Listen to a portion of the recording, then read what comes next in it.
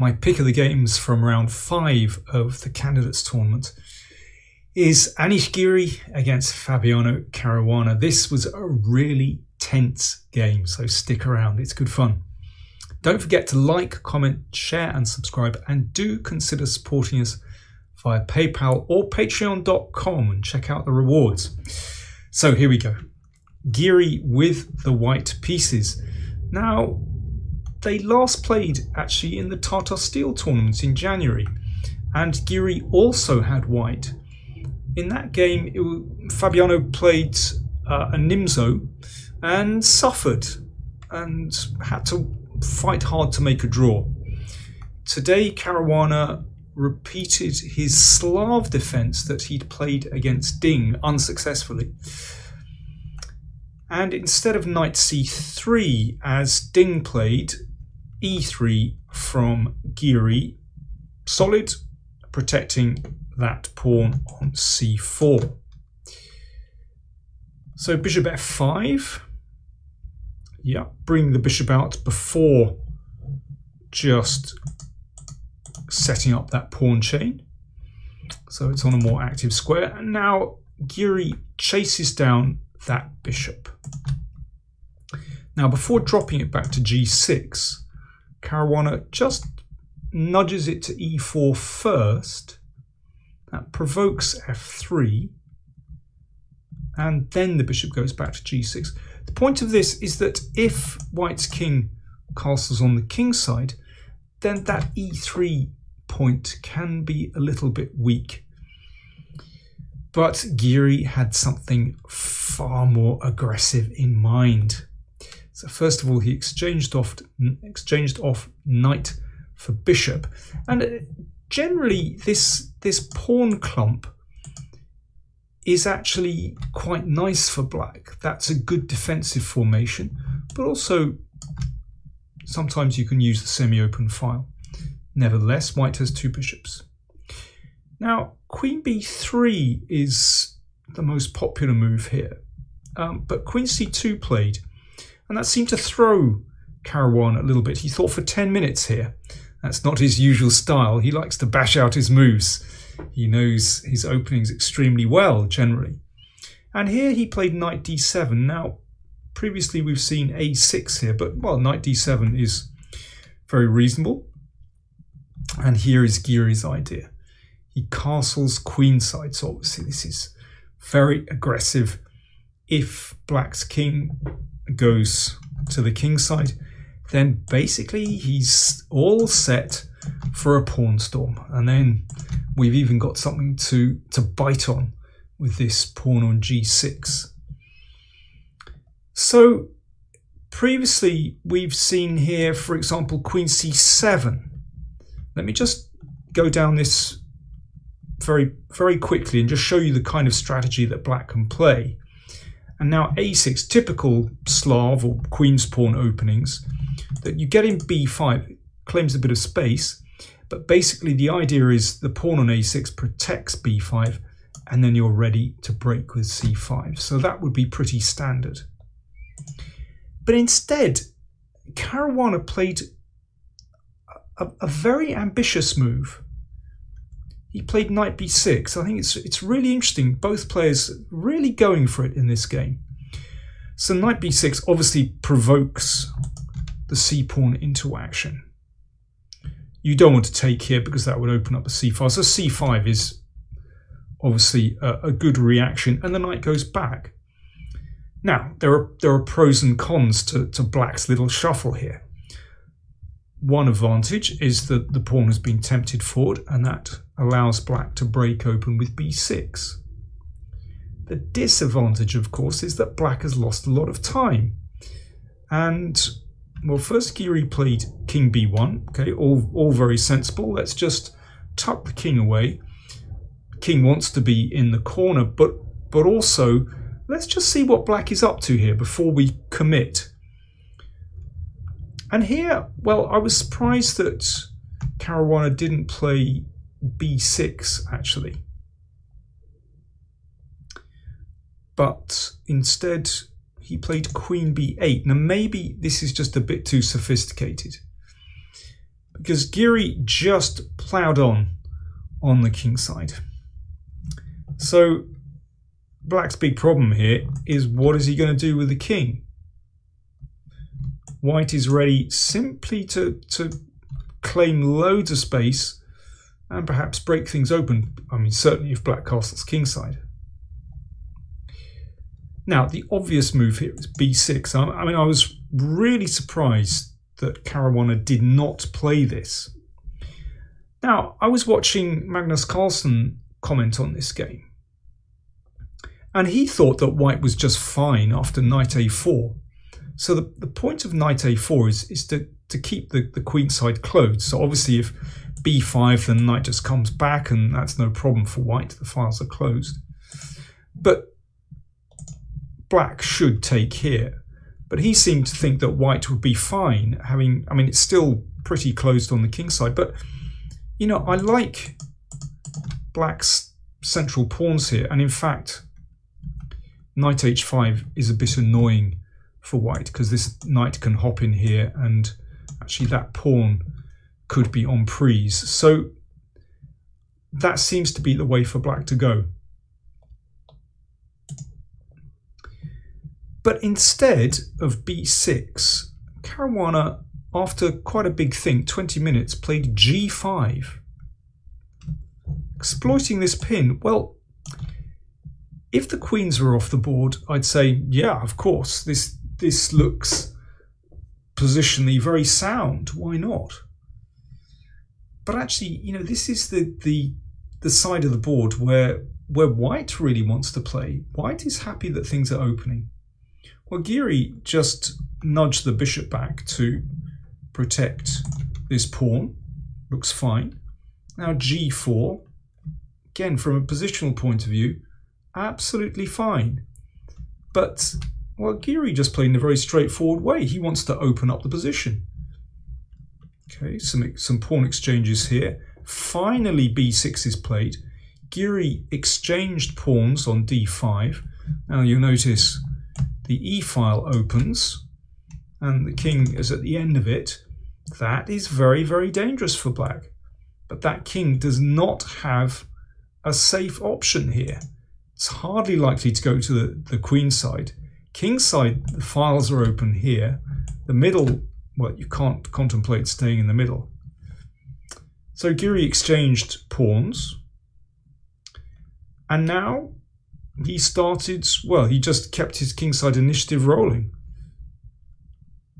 He shuffled this knight round. Good idea. So basically this knight wants to come in to f5 via g3, and this is incredibly dangerous. And where is Black's counterplay? It's really difficult. Well, Caruana played queen a7 to attack the a2 pawn. And there are a lot of people watching who thought, oh, he's going to play knight c1, you know, kind of hunker down. No, b3. It's a good move. The queen does a good job of protecting. And this knight is ready for greater things on f5.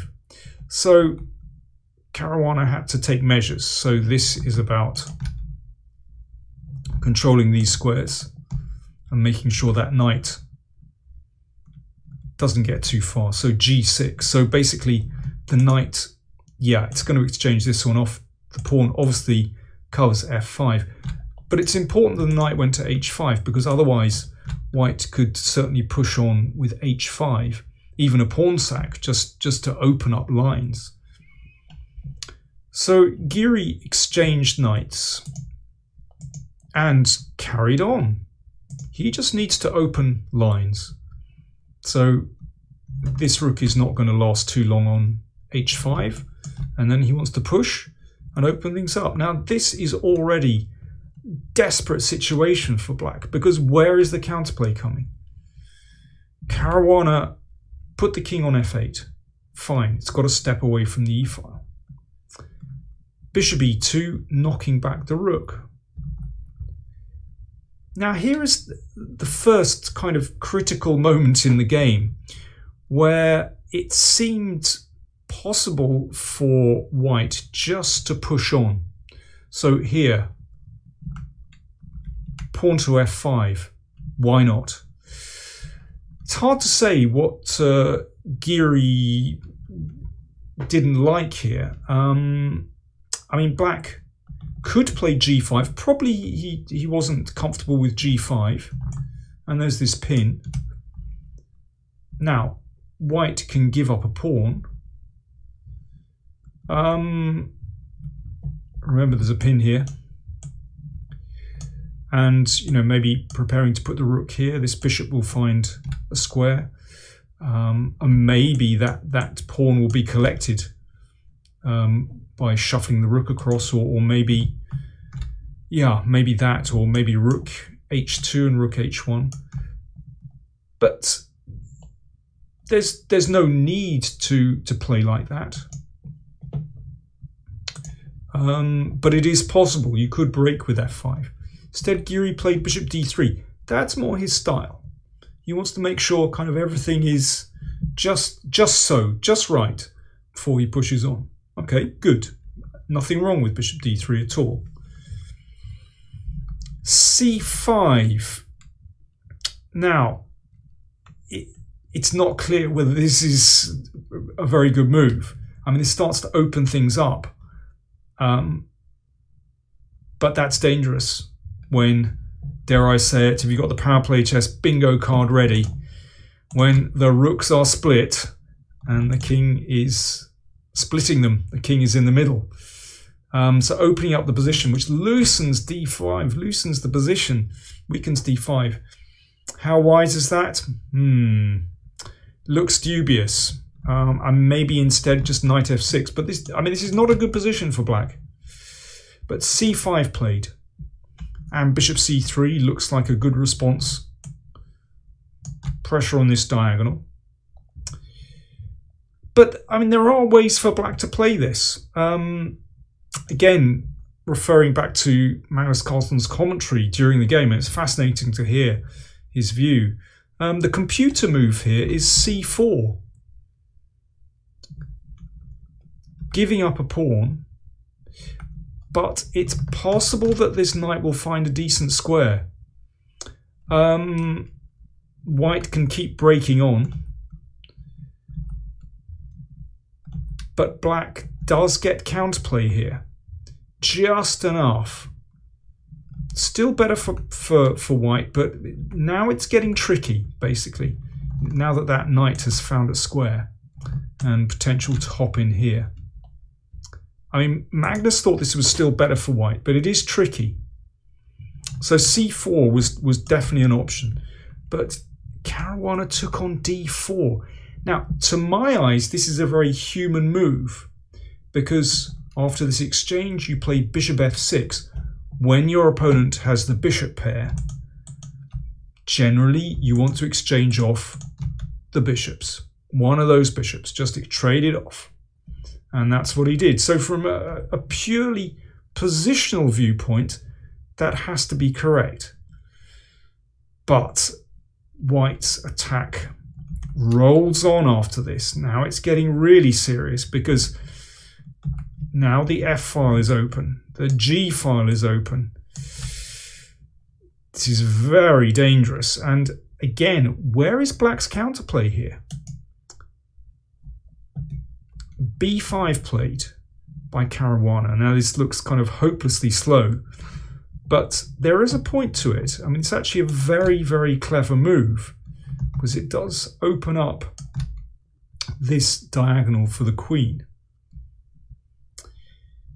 Rook h2 from Giri, which some people were criticizing. I actually really like this move, I have to say. I think, well, first of all, it means that two pieces are now protecting the a2 pawn, which means that the queen is now free to move. But more than that, of course, white is going to double on the f file. And this is really strong. When that knight doesn't have support from a pawn, then it is very soft indeed. Very soft on the f file. Rook h5 from Caruana, which looks somehow bizarre. And now Giri played rook e2. Now, he came up with a very, very interesting idea. But I wonder about rook f2 still. I think this is really strong. So the idea is simply to double rooks on the f-file, which will be very painful. If knight e4, now, because of the threat here, this should be taken, but we take and then double on the f-file. Now, pieces have been traded, there are a few pawns on the board, but basically white is really well coordinated here, and I think has excellent chances to break through. I mean, black could just give up this pawn in the middle and try to coordinate, but you can see that black's king is really exposed here. I mean, going to the g-file looks fraught, to put it mildly. And if the rook blocks, well, let's just push on. This is really dangerous, and always an option to exchange two rooks for that queen by taking. And if e3, then this is devastating. White wins material. Yes, I'm going to say it again. Split rooks. I'm afraid they're not connected, and one of them is going to go. Just watch what happens. Queen c6. Very simple move, attacking this rook and threatening to check here, winning the rook. White wins. So I think rook f2 in this position would be a very strong move. But rook e2, played by Giri, also looks really strong, and his idea was this. After d4, now this suddenly threatens a knight hop through the middle into c3. But Giri had this under control. Rook e5. Now, prevents knight d5, of course. Knight g4, this is black's only chance. That knight does manage to hop in and find some counterplay. Obviously, bishop takes knight allows rook takes rook. But Giri had seen this. Rook c5. And after knight e3, he checked on c8. Rook takes, queen takes. Now, if the king comes to g7, which sort of looks like the sort of normal move, then actually black loses on the spot. This will be very easy to fall into. And here, rook e8, threatening checkmate here. And there is no good defense, no counterplay. White's king is still safe. So after queen takes rook, the king has to come to e7. This looks incredibly dubious. Giri played rook c1, threatening devastation again with rook c7. And look at black's pieces. They're scattered all over the board, whereas white's piece is beautifully coordinated. If there were any justice in the world, then this should just be winning instantly for white. But black has a defense. Knight d5, and it was this move that Giri had overlooked. The knight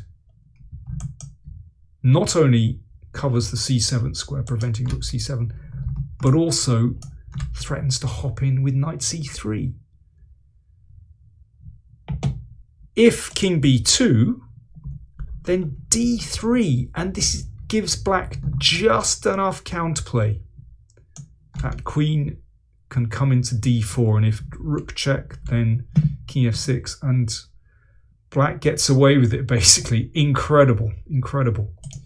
So in the game, after knight d5, Giri played rook e1 check, which forces the knight to block, and then he could find nothing better than simply to repeat the position and make a draw. Incredible. Just when Fabiano looked like he was out for the count, he finds an incredible save. Giri said afterwards, I couldn't quite calculate a win to the end. I didn't see knight b5 moving backwards. Caruana said, I wasn't really happy with the position. I wasn't happy with Queen C2. That was way back in the opening on move 10. He said, I didn't remember what I was supposed to play, and it didn't really work out. I wasn't sure about C5, and it turned out to be really bad. Well, maybe, yeah. Certainly the way things went in the game, it was really bad. But he said that he'd seen Rook H5 and D4 and thought, well, you know, enough. That gave him a few counter chances. But he said this was a lucky break. It was a lucky break for Fabiano. And Anish Giri was asked how he was going to, how do you recover after, you know, a disappointment like this? And he said, you should wash away your sins with soap. Well, in the climate, there we go. It's the right remark. Speaking of which, I should say that in the other games, Nepo, Jan Nepomniachtchi, is now sole leader with 3.5. He beat Wang Hao. Very nice positional game. But in other news, Grishuk, after his game, he drew today against Ding, but he wasn't happy. He said at the start of the tournament, said, you know, I wasn't sure about the tournament going ahead, but, you know, he went with it and fine. But Grishuk says, now I'm convinced that the tournament should be called off. So what will happen now? Who knows? But Grishuk coming out with very strong words after his game. Thanks for watching.